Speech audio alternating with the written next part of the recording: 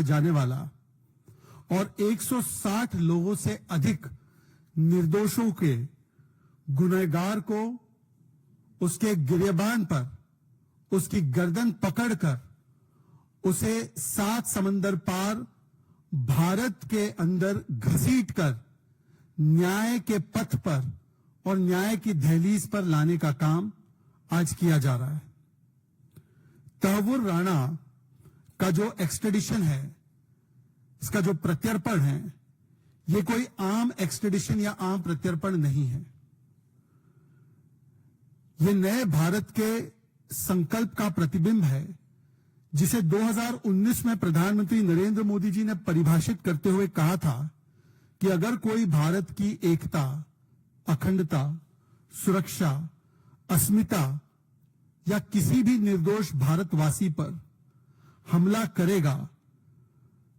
और ऐसी जुर्रत करेगा तो भारत, नया भारत, ऐसे आतंकी को चाहे पाताल से ही क्यों नहीं खोज कर न्याय के पथ पर लाने का काम करेगा और इंसाफ की दहलीज पर पहुंचाने का काम करेगा। यह आज का प्रत्यर्पण केवल एक प्रत्यर्पण नहीं है, बल्कि यह संकल्प है, यह भारत का और नए भारत का संकल्प है कि आतंकी हमले होने पर हम मौन और मूक दर्शक बने नहीं रहेंगे, बल्कि हम मुंह तोड़ जवाब घर में घुसकर देंगे। यह उस नए भारत का प्रतिबिंब है जो पाकिस्तान द्वारा प्रायोजित इस्लामिक आतंकवाद, इस्लामिस्ट आतंकवाद के प्रति जीरो टॉलरेंस रखता है और वोट बैंक की राजनीति को राष्ट्र नीति के ऊपर हावी नहीं होने देता है, किसी भी प्रकार से उस पर समझौता नहीं होने देता है, बल्कि हमेशा हमेशा देश हित और राष्ट्र हित को सर्वोपरि रखने का यह नए भारत का संकल्प है। और यह वो नए भारत का प्रतिबिंब है जिसका ध्येय वाक्य वो बन चुका है जो हम हर 26/11 की बरसी पर देखते हैं कि India will neither forgive and India will neither forget. Bharat ना आतंकियों को कभी भूलेगा, ना भारत इन आतंकियों को कभी माफ करेगा। चाहे पाताल ही सही, हम पाताल में भी घुसकर आतंकियों की गर्दन पर हाथ रखकर उन्हें खींचकर न्याय के पथ पर लाने का दमखम रखते हैं। ये उस नए भारत के संकल्प का प्रतिबिंब है। ये भारत की आज की जो है संकल्पित एक मानसिकता है। आज केवल 138 भारतीय विक्टिम्स के लिए ही नहीं, बल्कि 26/11 में जो मारे गए US, Israel, France, Germany, Italy, Malaysia समेत कुल 17 से 18 देशों के विक्टिम्स, उनके लिए न्याय के पथ पर एक बहुत बड़ा कदम है इंसाफ की ओर। It is a big step taken for ensuring and coming closer to justice and closure, not just for the 138 Indian victims, but the victims from many other countries, including the United States, Israel, France, Germany, Canada, Malaysia, almost 17 countries. आज Tukaram ombre से लेकर major Sandeep उन्नी कृष्णन, आज हवलदार गजेंद्र सिंह से लेकर Mumbai police के जाबाज police officer विजय सालास्कर, हरेक शहीद सुरक्षाकर्मी के प्रति, हरेक शहीद एनएसजी कमांडो के प्रति ये भारत की भावपूर्ण श्रद्धांजलि भी है। और ये एक ऐसा स्टेटमेंट है कि भारत के जो भी सुरक्षाकर्मी हैं, उनकी शहादत, उनकी कुर्बानी भारत मां की अखंडता और एकता के लिए हम कभी व्यर्थ होने नहीं देंगे। मित्रों, ये एक और चेतावनी भी है। आज तहव्वुर राणा को जब लाया जा रहा है और ये दृश्य पूरी दुनिया में जा रहे हैं, भारत में हर कोने में, हर घर में जा रहे हैं, तो ये एक चेतावनी भी है हर एक वो आतंकी के लिए, आतंकी साजिशकर्ता के लिए, मास्टरमाइंड के लिए, कि चाहे आप दुनिया के किसी कोने में किसी बिल में छुपकर क्यों ना बैठे हो, आज भारत मोदी सरकार के तहत आप जहां भी होंगे आपको चुन चुन कर ढूंढेगी और आपके बिल से निकालकर आपको न्याय के पथ पर लाने का काम करेगी। मित्रों, पिछले 10 वर्षों में आतंक और आतंकवाद के प्रति हमारा एक सी चेंज हुआ है एटीट्यूड में, और आज का जो एक्सट्रेडिशन है वो उसी का दरअसल एक सिम्टम है, एक प्रतिबिंब है, जो 10 वर्षों में आतंक और आतंकवाद के प्रति एक चेंज्ड माइंडसेट और एक चेंज्ड एटीट्यूड है। आपको याद होगा, इससे पहले 2004 से 14 के बीच में खासकर ऐसा कोई महीना नहीं होता था जहां पर भारत के किसी बड़े शहर में कोई बड़ा आतंकी हमला ना हुआ हो। आपको याद होगा 2005 में दिल्ली, 2006 में वाराणसी, 2007 में लखनऊ, 2008 में जयपुर, बेंगलुरु, अहमदाबाद, दिल्ली, मुंबई, अगरतला, रामपुर, 2009-10 में असम और पुणे, 2011 में दिल्ली, 2013 में हैदराबाद, बेंगलुरु, बोधगया, अलग अलग जगहों पर और बड़े बड़े शहरों पर आतंकी हमले जैसे नॉर्मलाइज हो गए थे। और जब भी कोई आतंकी हमला होता था तो स्टैंडर्ड ऑपरेटिंग प्रोसीजर यही होता था कि भारत मूक दर्शक बना अंतर्राष्ट्रीय मंचों पर केवल और केवल अपनी दलील रखता था, रिपोर्ट रखता था, परंतु ऐसे आतंकी और ऐसे आतंकवाद को प्रायोजित और स्पॉन्सर करने वाले तमाम ताकतों पर कोई ठोस कार्रवाई नहीं हो पाती थी। उल्टा उन अंतर्राष्ट्रीय मंचों पर अक्सर उस समय के नेता और उस समय का नेतृत्व और सरकार गिड़गिड़ाते नजर आते थे, परंतु उन तमाम प्रयासों से भारत को कोई जीत आतंकवाद के खिलाफ हासिल नहीं होती थी। पर आज हम देख सकते हैं कि जहां पर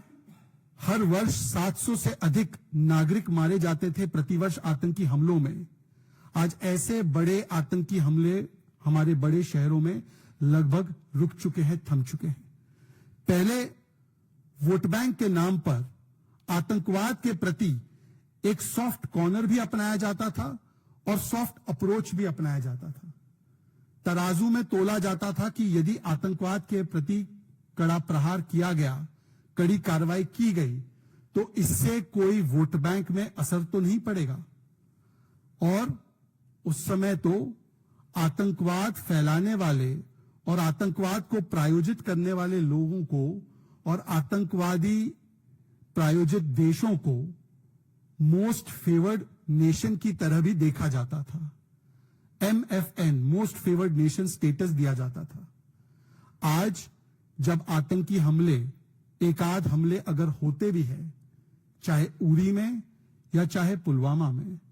तो आज MFN स्टेटस नहीं, मोस्ट फेवर्ड नेशन स्टेटस नहीं, बल्कि आज MTJ, मुंह तोड़ जवाब स्टेटस दिया जाता है। आज घर में घुसकर एयर स्ट्राइक भी किया जाता है, घर में घुसकर सर्जिकल स्ट्राइक भी किया जाता है, और आतंकवाद के प्रति एक जीरो टॉलरेंस का अप्रोच रखा गया है। यह है एटीट्यूडनल चेंज आतंकवाद के प्रति जो हमने पिछले 10 वर्षों में देखा है। पाकिस्तान को अंतर्राष्ट्रीय मंचों पर बेनकाब करने के बदले 2004 से 14 के बीच में आपने देखा होगा कि कई बार आतंकी हमलों को व्हाइट वॉश करके पाकिस्तान से दोष हटाकर उल्टा उन आतंकी हमलों का दोष भारत के ऊपर, भारत के लोगों के ऊपर और भारत की सुरक्षा एजेंसियों के ऊपर भी डालने का कुत्सित प्रयास किया गया था 2004 से 14 के बीच। चाहे वो समझौता ब्लास्ट हो या चाहे मुंबई का आतंकी हमला ही क्यों ना हो, जिसे कहा गया कि ये आरएसएस की साजिश है। बताइए, जिसमें कसाब और वो तुकाराम ओमड़े जी की शहादत की वजह से जिंदा पकड़ा गया और साबित हुआ कि इस पूरे के पूरे आतंकी हमले के पीछे पाकिस्तान का हाथ है, पाकिस्तान और आईएसआई का इसमें रोल है। और पाकिस्तान को बेनकाब करने के बदले उस समय कांग्रेस के वरिष्ठ नेता अगर पार्टी नहीं कर रहे थे, अगर लेट नाइट तक पार्टी उनकी नहीं चल रही थी, तो उनका दूसरा काम केवल यह था कि कैसे पाकिस्तान के इस इस्लामिस्ट टेरर पर लीपापोती की जाए और क्लीन चिट दिया जाए। यहां तक कि हिंदू टेरर और संघ टेरर और आरएसएस टेरर का एक फेक नैरेटिव जड़ने का भी काम कांग्रेस के उस समय के वरिष्ठ नेताओं ने किया। और आज भी उनके नेता उसी प्रकार से लगे हुए हैं। जब तहव्वुर राणा का एक्सट्रेडिशन हो रहा है,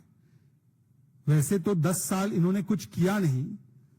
आज उसका स्वागत करने के बदले आज भी राष्ट्रीय सुरक्षा और राष्ट्र नीति की इतनी बड़ी जीत पर वोट बैंक की राजनीति की जा रही है। कांग्रेस के एक नेता जो उनके एलओपी रह चुके हैं, विजय वड़त्तीवार, उनका एक बयान आया था, शर्मसार करने वाला बयान था, कि शहीद हेमंत करकरे जी को कसाब और पाकिस्तानी आतंकियों ने नहीं, बल्कि उन्हें पुलिस वालों ने ही मारा था। यह उनका कोट अनकोट स्टेटेड बयान है। और यह कांग्रेस के leader of opposition, Mahavikas Aghadi के लीडर ऑफ ऑपोजिशन का अधिकृत बयान था, जिसका ना कांग्रेस ने खंडन किया, ना उससे किनारा किया। जब 26/11 हुआ था, तो आपको याद होगा, और आज भी मैं कई टीवी चैनल्स पर देख रहा था, एक इंटरव्यू किया गया था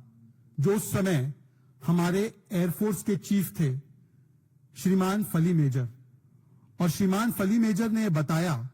कि किस प्रकार से उन्होंने उस समय की सरकार, उस समय के नेतृत्व से कहा कि अब इस आतंकी हमले का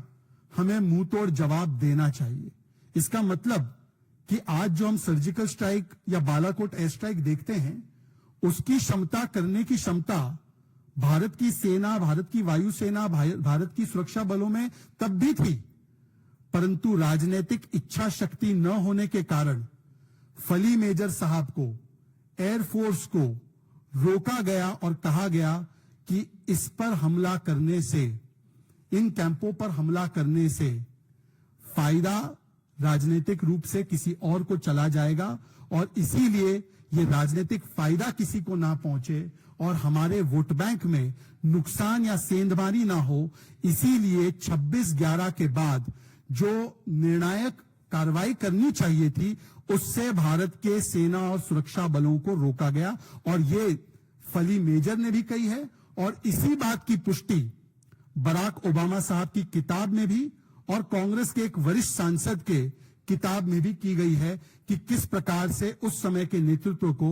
वोट बैंक के चलते सोनिया गांधी जी और उस समय गांधी परिवार जो एनएसी चलाता था, मतलब कि वही सुपर प्राइम मिनिस्टर था एक तरह से, उन्होंने ओवररूल कर दिया किसी भी प्रकार की ठोस कार्रवाई करने से। अंतर्राष्ट्रीय मंचों पर ग्लोबल डिप्लोमेसी के माध्यम से जिस प्रकार से आज अनेकों देशों से लगभग 17 से 18 ऐसे फ्यूजिटिव्स को वापस लाने का काम भारत की सरकार, मोदी सरकार ने पिछले कुछ वर्षों में किया है, चाहे वो यूएई से हो, चाहे वो थाईलैंड से हो, अनेकों देशों से हो, चाहे वो यूनाइटेड स्टेट्स से हो। यह भारत की कूटनीतिक जीत का भी, भारत के बढ़ते हुए डिप्लोमेटिक स्टैचर का भी, भारत के ग्रोइंग पॉलिटिकल ग्लोबल इन्फ्लुएंस का भी एक परिचायक है। और भारत की एजेंसीज के बीच में इंटर एजेंसी कोऑर्डिनेशन किस प्रकार से आज काम कर रहा है, उसका भी एक प्रतिबिंब है। परंतु 2004 से 14 के बीच ऐसा कोई प्रयास करने के बदले, और आप लोग मुझसे सभी लोग वरिष्ठ हैं, ग्लोबल प्लेटफॉर्म पर जाकर, अंतर्राष्ट्रीय प्लेटफॉर्म पर जाकर भारत के केस को मजबूत करने के बदले भारत को मजबूर दिखाते हुए शर्म अल शेख में ऐसा डिक्लेरेशन साइन किया गया, ऐसा डिक्लेरेशन दिया गया जिससे कि भारत पर ही दूसरे देशों में और दूसरे जगहों पर आतंकवाद फैलाने का आरोप लगा। सोचिए कि एक तरफ तो मोदी सरकार अंतर्राष्ट्रीय मंचों पर जाकर आतंकवाद की जननी, आतंकवाद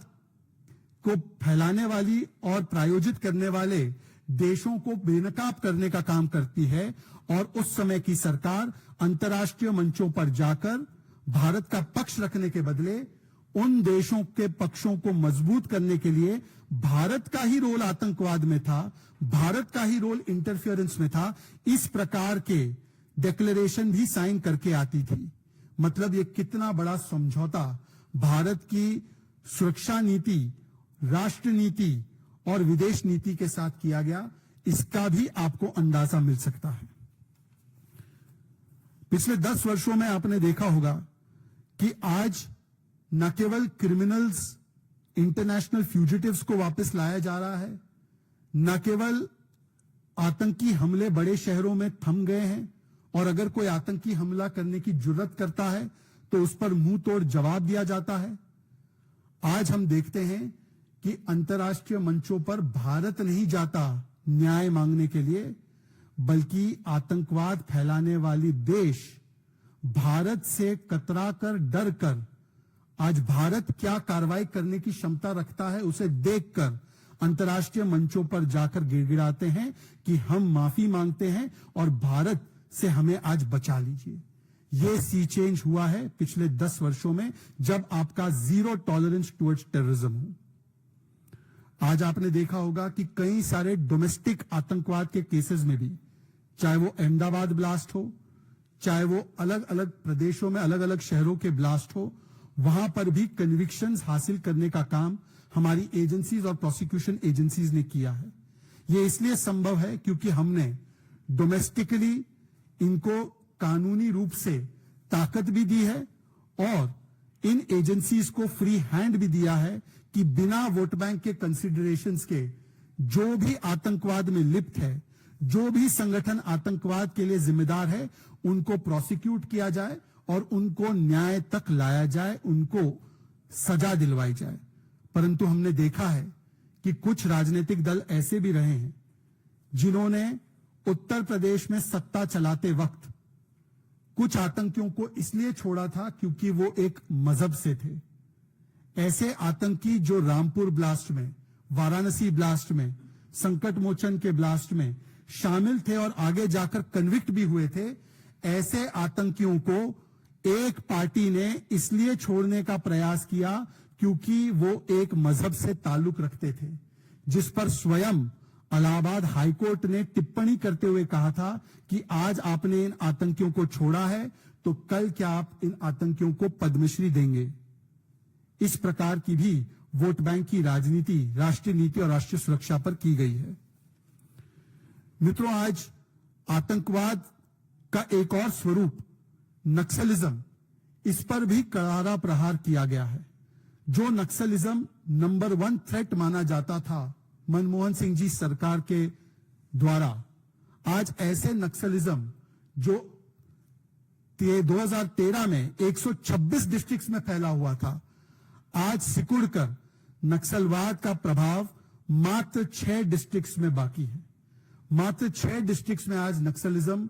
अपने प्रभाव को दिखा पा रहा है और 2026 आते आते, जैसे गृह मंत्री जी ने बताया है, देश नक्सल मुक्त और नक्सलवाद मुक्त भी कर दिया जाएगा।